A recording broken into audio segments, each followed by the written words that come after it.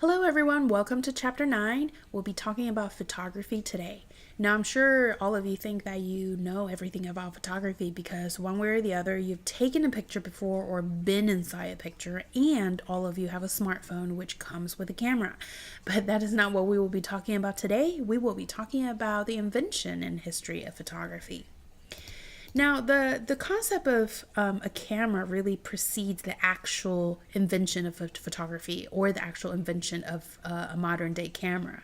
And before the modern day camera, it was this thing called a camera obscura. Obscura is spelled Obscura. And camera obscura literally means the dark room. And so what that actually is they realized that the reflected sunlight can pass through a small hole in the wall of a darkened room, and it actually projects onto the opposite wall and invert an image of whatever is outside. And now they realize a person can actually be inside the room and then trace the reflection of the image to produce a proportionally accurate drawing. And so, like the diagram suggests, this woman inside the room is tracing an image of the tree outside so she can draw it exactly as it is. So later on in the 17th century, inventors, they realized that actually the person tracing didn't have to be inside the dark room. They can actually invent the camera obscura to be much smaller so then they can draw the image outside the box. And as time progressed and as technology advanced, they realized there are certain chemicals that are sensitive to light. And as you coat a plate or paper with this chemical, they can become light sensitive and they can capture image when it's placed inside the camera obscura. And so the person that really started to experimenting with this was a person by the name Joseph Nicephore Niepce. And he actually never actually taken a decent photo, and that's why you don't really see much of his photo around or hear his name that much. But the person that really took the technique and really developed it more was this person by the name of Louis Jacques Monde Daguerre. That's a mouthful. But what he did was he took much better picture than Niepce. And he actually developed a technique later on, was called the daguerreotype. And this is one of his pictures called Le Boulevard du Temple. And he probably taken it from a building that maybe he lived in. And you can see the angle is from the top to the bottom. So he's probably on the second or third floor or maybe even higher on the hill to take this particular picture. And I want you to notice that, this is a scenery of a city street in the middle of the day. But if you notice carefully, there's actually nobody on the street. And the reason is because back in the day, it takes so long for people to take pictures. The exposure time was so long that even if there were people moving, walking up and down the streets, horses, carriages, they actually all turn up to be very blurry, so blurry that you don't actually see it on the picture. Because, nowadays it takes us a split of a second to snap a picture, but a daguerreotype took almost 20 minutes to 30 minutes to expose. And now if you look carefully, actually at the bottom left-hand corner, you see kind of a man that looks kind of like a statue. And the reason why this particular man is captured in the picture is because he was getting his shoe shine. And so for however long that it took the picture to be exposed, he was there standing in the exact same position. So he actually was luckily in the very first photo, the daguerreotype. Now, as time went on, people really started to toy with the idea and the way of how to take a picture. Now, note that in the very beginning of photography, it was really considered more as a science rather than art, if anything. But this particular photographer, Julia Margaret Cameron, she really perfected portrait taking and close-up portrait to be specific. So in in this particular picture, you see that there's a very deliberate thought of how she wants to place the children and how she wants them to look and what kind of costume she wants them to wear. Because by 1864, that is not their normal clothes. You know, she's dressing them up as if they're little Greek statues and carrying the umbrella, so on and so forth. So she put a lot of thought into the composition of this particular photo. Now, that kind of was a very controversial topic to be talking about back in that day, because prior to the invention of photography, if you want your portrait to be done, instead of getting a photo taken, you would get your image painted as a portrait.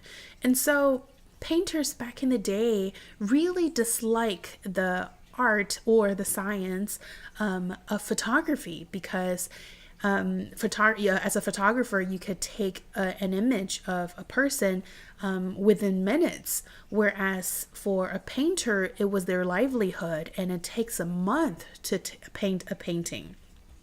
And so it's not until the early 1900s that photography was really started to become more of an art form. And I do apologize, I don't have a slide for this particular man, but his name is Alfred Stieglitz, and that is spelled Alfred for Alfred, and Stieglitz for Stieglitz. And he is actually an early crusader in the art photography movement. And he is an American photographer, and he opened a photography gallery in New York City in 1905. And he even started a magazine called Camera Work, which published photography along with essays about modern art and culture. And so that is when people started to really take photography more than just science, but really as an art form.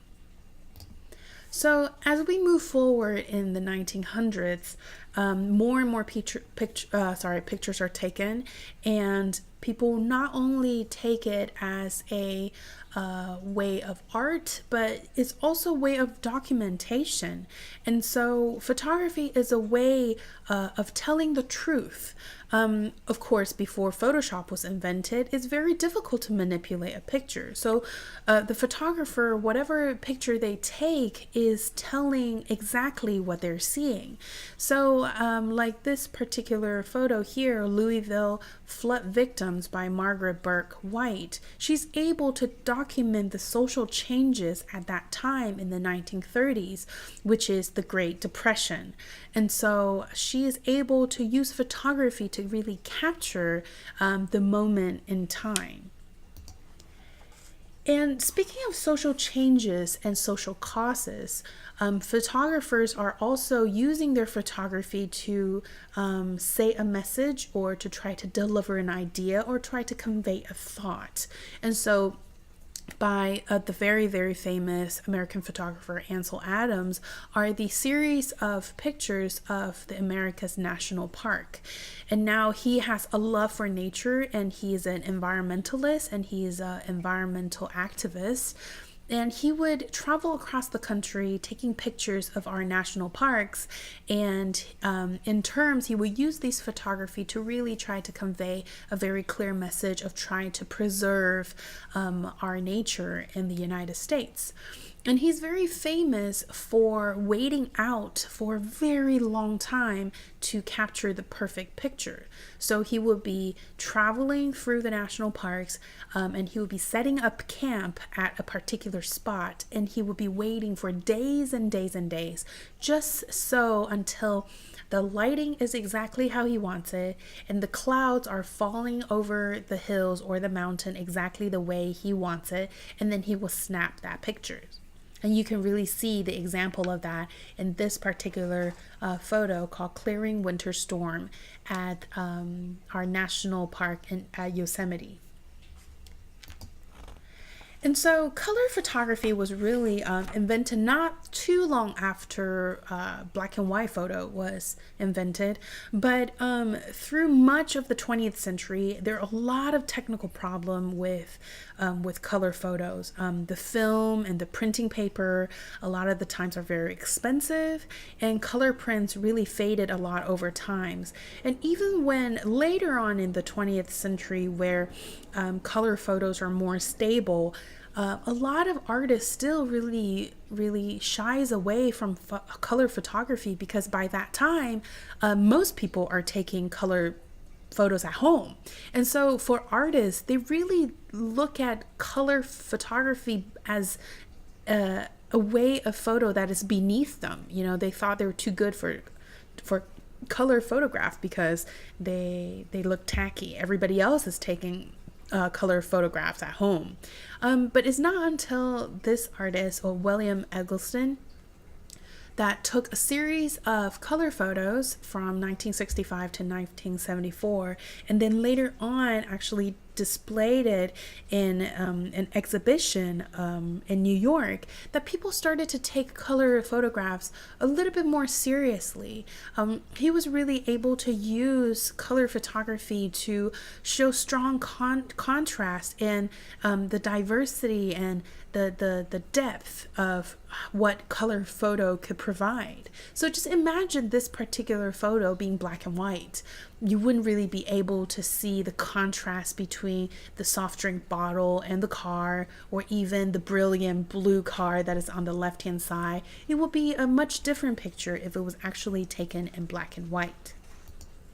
Now fast forward to the 2000, the time in the decade that we are living right now, where Photoshop starts to come into play and digital photography starts to be more and more prevalent in the photography world.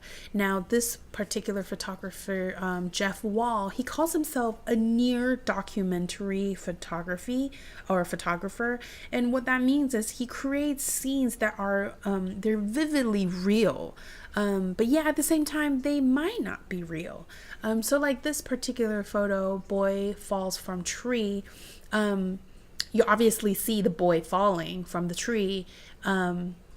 And looks very real, but actually this is a digitally rendered picture, which means he actually used Photoshop and actually composed two pictures into one. So the scenery of the tree and the backyard and the shed is all one picture, and then the boy falling is actually from another photo that he actually superimposed into the background. Now it is still a little bit cynical, a little bit scary, because the boy is falling from somewhere. Just you don't really know where, just not from a tree, but he actually put the boy, the separate image, into this particular photo. So it really provides a more humorous, a little sad and a little scary and suspense as well of capturing the boy falling through midair. All right, so that is it for us for this chapter. I will see you guys in the next chapter.